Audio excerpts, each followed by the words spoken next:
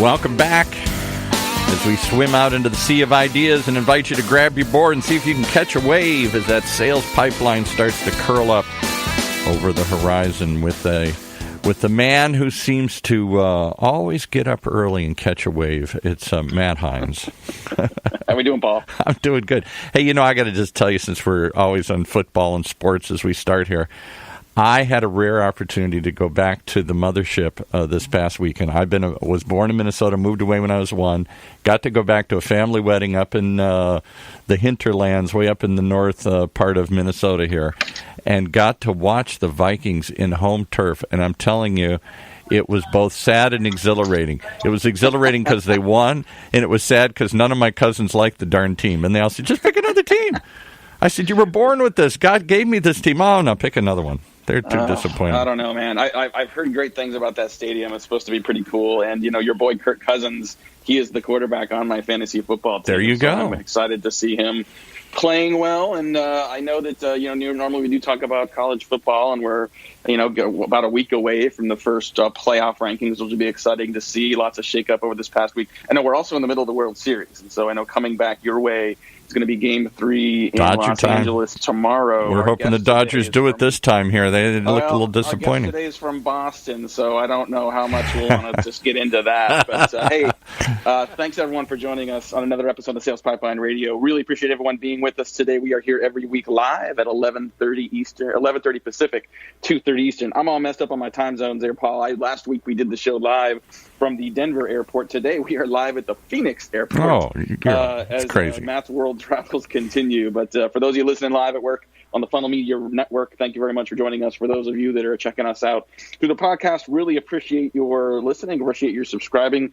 We are, Paul, we're coming up on 50,000 downloads of the show, which it's phenomenal. And we're sort of seeing that hockey stick now almost 3 years in. It's pretty exciting. So thank you everyone for joining us on the podcast. And every episode of Sales Pipeline Radio, past, present, and future, is available at salespipelineradio.com. We are featuring some of the best and brightest minds every week in the sales and marketing world, and B2B today is absolutely no different. Very excited to have with us Andrew Halley. He is the CMO Allego, And are you a are you a Red Sox fan at all? So are you kind of excited now that we got a 2-0 lead here heading into LA? Yeah, I got to confess, I'm pretty excited. Life is good. It's a cold winter, but the Red Sox are winning and looking pretty good and playing a pretty cool team. It'll be nice to be able to sleep in after the game Friday night. I've been a zombie these last couple days, staying up late but still getting up early. Well, it's the advantage of living on the West Coast that, all the sporting events start 3 hours early. So I don't know how you guys, especially for, Yankees Red Sox games that last like 6 hours each. I don't know how you guys stay up that late when the games start at like 8:30. It's crazy. But we're really excited to have you on the show here today and talk a little bit about, I'll talk a little bit about Allego, but also I know we're going to spend some time talking about the importance of design and UX and B2B functions, which is something near and dear to your heart. But maybe first just let people know who you are and a little about what Allego is. Yeah, so again, my name's Andrew Halley. I've been outside the Boston area. I've been here for quite a while, doing the high-tech startup thing, and lucky enough to work at a number of good companies.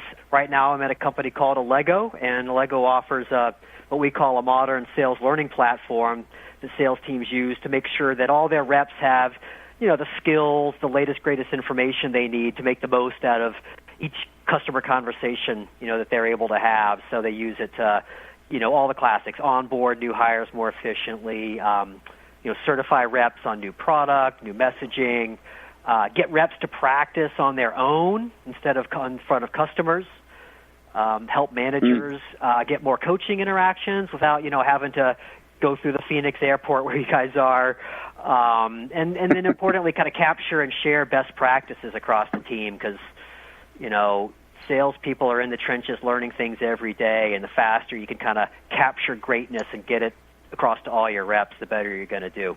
I agree with that for sure. I mean, maybe talk a little bit about sort of you mentioned conversations and improving conversations. I feel like the idea of conversational marketing is becoming more prevalent in B2B, and as as marketers start to think not just about what they are creating for marketing, but think about the broader conversations that are happening with customers across the company.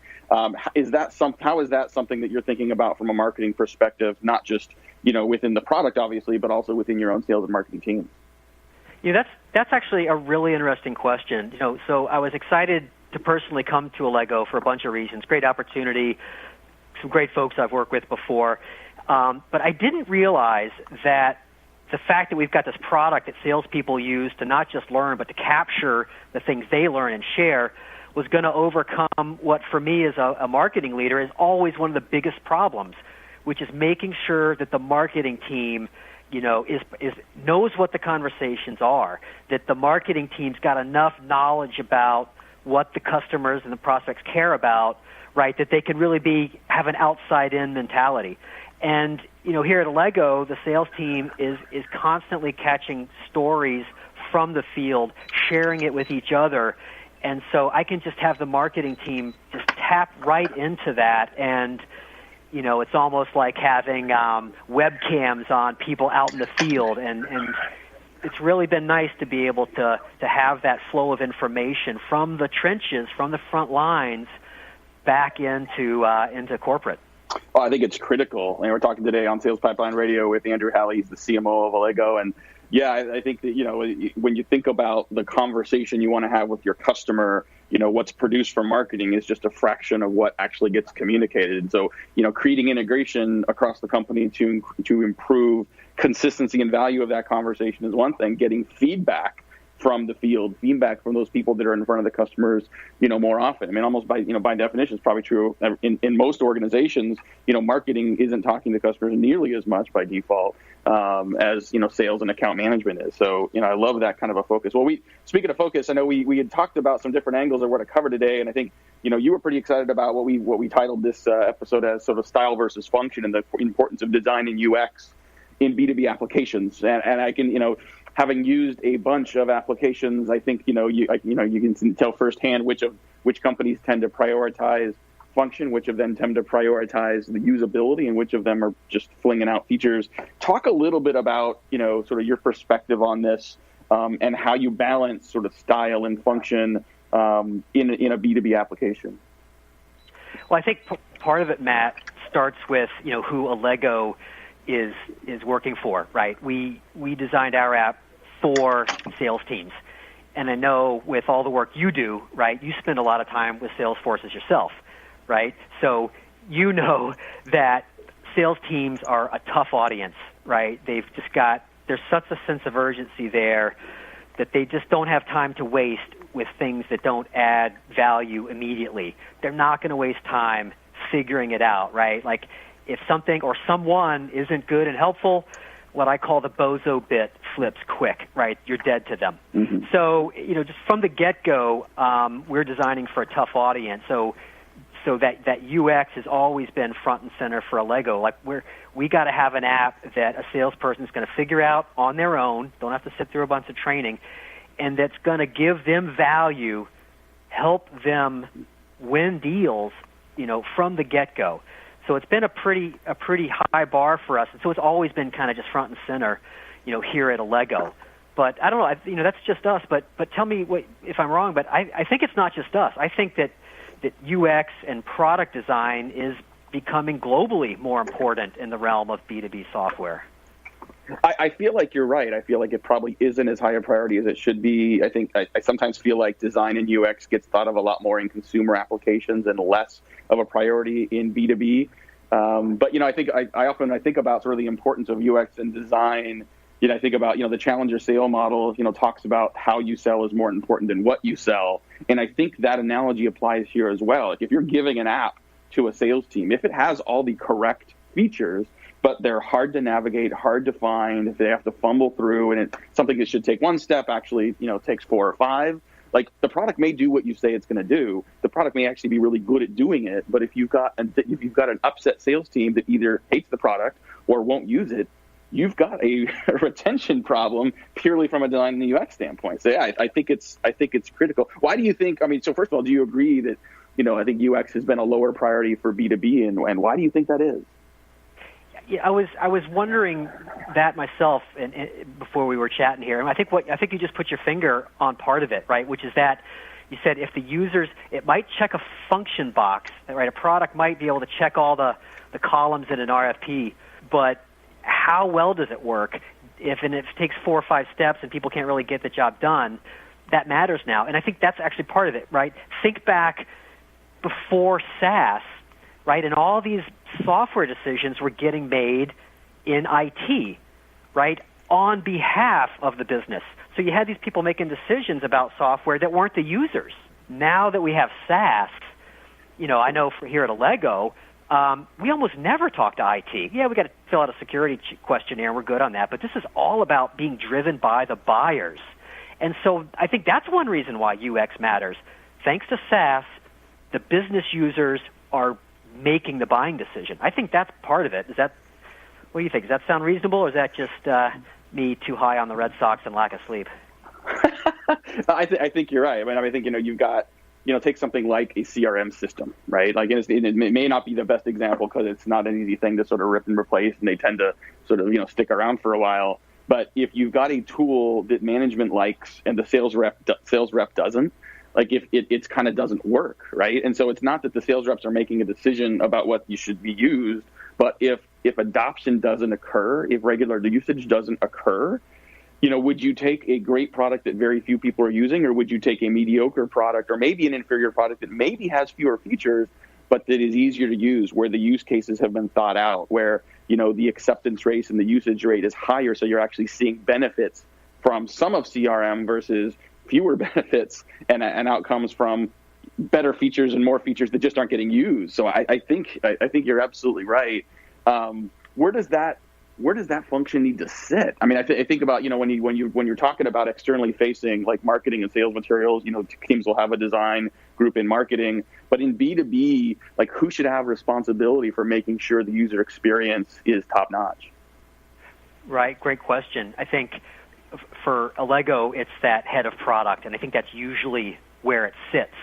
And I think that our model is increasingly common, where here at Allego, at least, our head of product, Andre Black, he comes out of the design space, actually. So, he's managing the team of product managers. No, he's not managing the development staff, but he's managing the product management function and the design function, and he's got a design background, as opposed to, lots of head of product management are coming out of the engineering side. So I think it's classically that head of product, and the question is, does that head of product have a design sense? And I think increasingly they do, right? And one buzzword you hear around quite a bit, right, is the consumerization of business technology. And everyone now is exposed to great UX design. You just think about how easy Google is to use, or Apple products, or navigating Facebook. Everyone's grandparents can do that effortlessly. So we're constantly feeling what good UX is, and then we walk into the office and we got some crappy old corporate LMS that's impossible to navigate and just doesn't fly anymore, right? We've seen the promised land. It's like that TV commercial, right? If the guy says, never fly first class, never put bacon on something because it'll ruin you. I think we're all ruined now. We know that software doesn't have to suck. Yeah, we know software doesn't have to suck, and we also know that it doesn't have to look bad. Is it fair to differentiate how it looks from how it works? If we're thinking about sort of design and UX as different things, clearly I think they go together. But I'm asking that question in part because let's say you've got a head of product who's really good at roadmap, really good at understanding what customers need, but not very good at design. Can they still be effective at thinking through use cases, thinking through the what, not necessarily the how? If that makes sense.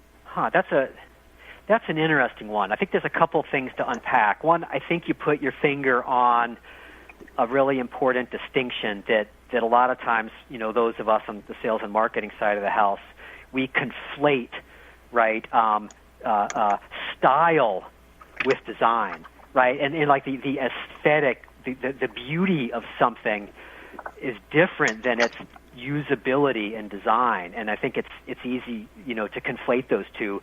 But, as you point out, design is nice and it may look delightful to look at, but good UX is based on use case, as you say, right? It really, I think it starts there, right? You gotta understand. Well, one, the user, who's your user? Yeah. You mentioned a great example of CRM, right? It may be a little bit painful for a lot of salespeople, but you could argue that the real user and buyer, the other user and buyer, is the sales leader, right? And if they're getting what they need, that's part of the puzzle.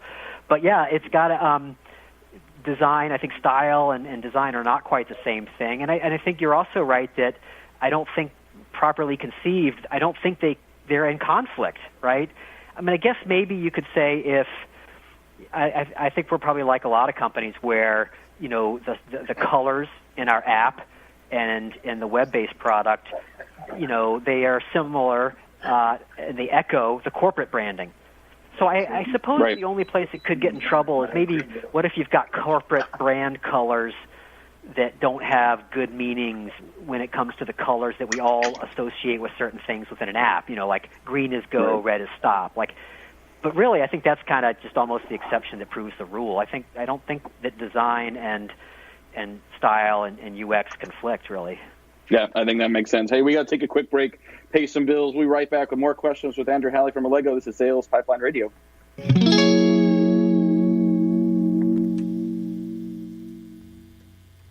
The way we do business is advancing faster than ever before. Yet amongst the disruptions, there's one pillar that stays standing through it all: the power of a relationship. Relationships are at the core of everything.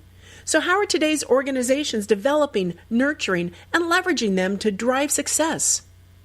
Download the new research report on the state of relationship marketing and learn how your team can bridge the gaps between relationships and revenue. Download your free report at HeinzMarketing.com. That's HEINZ marketing.com. Okay, and let's pick it back up with Matt. And I got to say one thing before we get started here. I'm an old grandpa here, an old grizzled, gray-haired grandpa sitting in this chair here. And when I heard the term, I have a 4-year-old grandson. When I heard the term Allego, I had a whole different vision of what you were going to talk about here. So let's spell it. Oh, yeah. Let's spell it so we can make sure nobody else is confused here. How do we spell Allego? It's Allego. Definitely encourage people to check that out at allego.com. Speaking of things to check out, Paul, I want to give a huge shout-out to our show's new sponsor, MailTag. Very excited to have MailTag joining us. They are a Chrome browser extension for Gmail that allows you to track and schedule emails. Super helpful tool. I've been checking it out. I really appreciate what it can do. If you're in sales, if you're in business development, if you're using Gmail, highly encourage you to check it out. Get real-time alerts right to your desktop.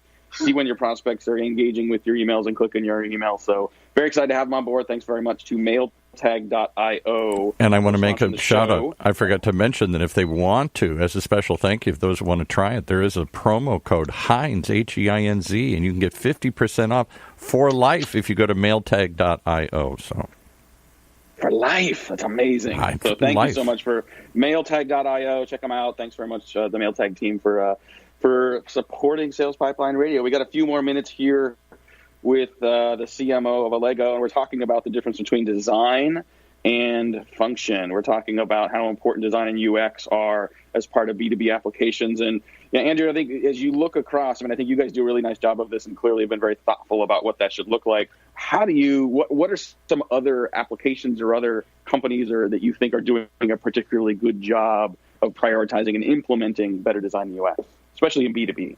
I think you just mentioned one, Google.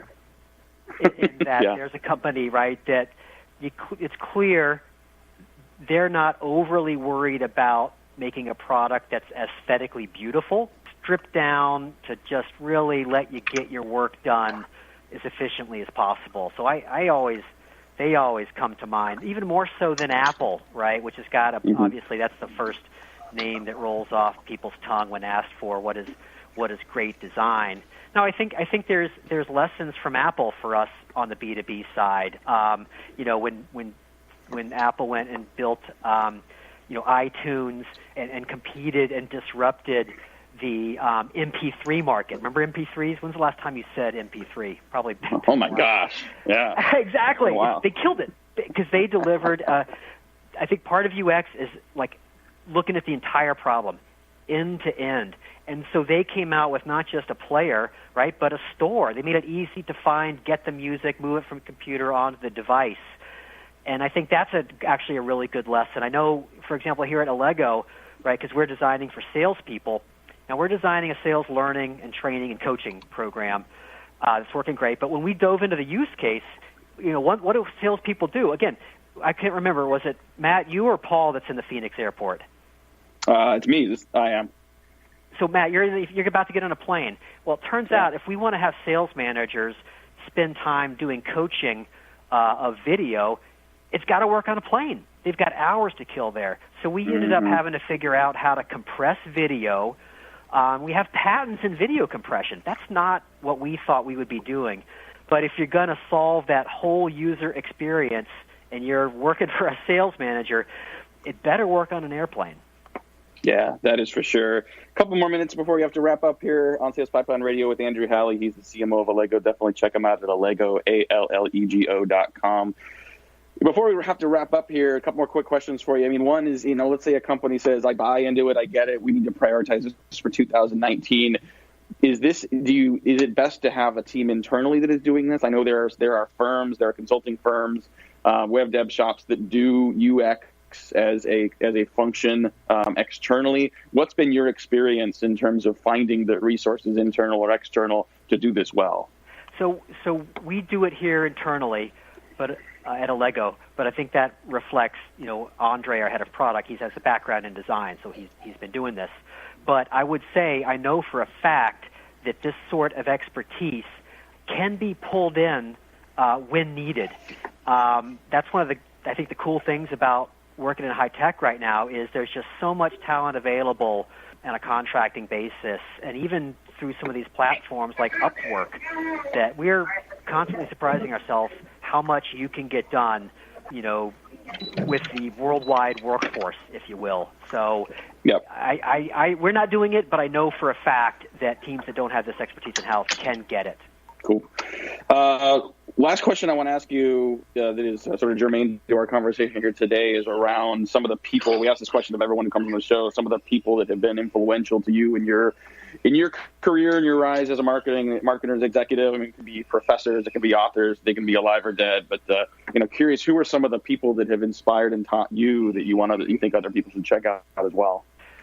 Well, I think when I think who's been my mentor, I think of Carol Myers, who was the CMO at a company called Unica, which interestingly, we were competing with one of your prior guests, John Miller, when he was back at Epiphany.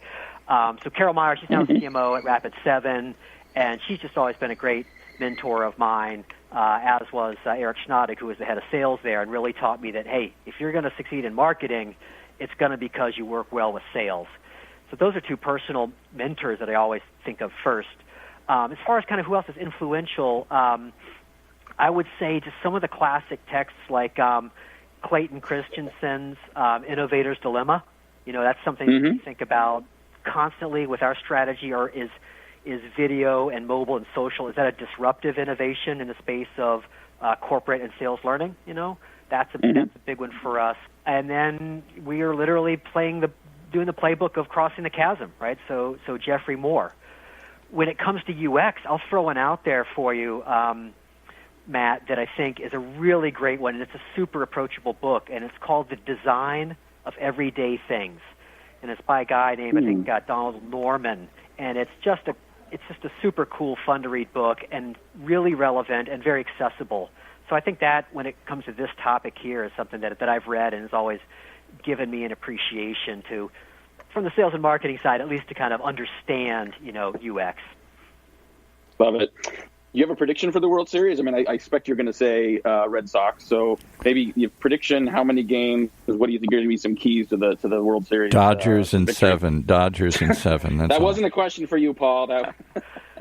Well, the Dodgers are too good to get swept. Although the Red Sox are 14-2 in their last this century in the World Series, but the Dodgers are too good to get swept. So I'm going to say Sox in 6. That's going to be my guess. Yeah, I tend to agree with you at this point. I think I was kind of expecting / hoping it would be tied 1-1 coming back west. But now that the Red Sox have a 2-0 lead, that's a tough hole when you got good pitching, that's coming at you every game. So we'll be watching. What you still think Dodgers in 7, Paul? Dodgers in 7. You got to believe. Sticking to it. All right. Well, this is all we got today for Sales Pipeline Radio. Really want to thank our guest, Andrew Halley, CMO of Allego, talking about design and UX and the importance of making sure you're not just creating great products, but great products people can use effectively, successfully, and happily. If you like this episode and want to share it with other people on your team that are maybe focused on design and UX, we will have this up available on demand at salespipelineradio.com in a couple of days. And as always, we will also have a edited transcript of this conversation featuring highlights from Andrew's thoughts on design and UX up on HeinzMarketing.com in about a week. For my great producer, Paul, this is Matt Heinz. Thanks for joining us for another episode of Sales Pipeline Radio. You've been listening to another episode, Sales Pipeline Radio, brought to you by the good folks at Heinz Marketing, right here on the Funnel Radio Network for at-work listeners like you.